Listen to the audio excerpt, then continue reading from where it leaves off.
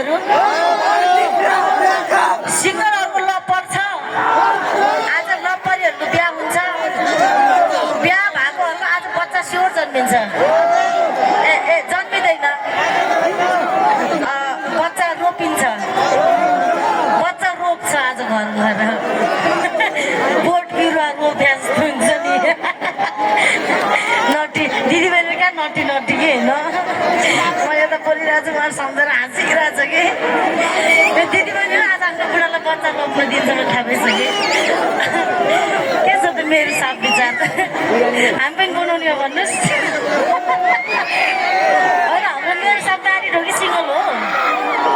कसैले केही भन्दैन हजुर सिङ्गल भने यस्तो नारी भने यस्तो कस्तो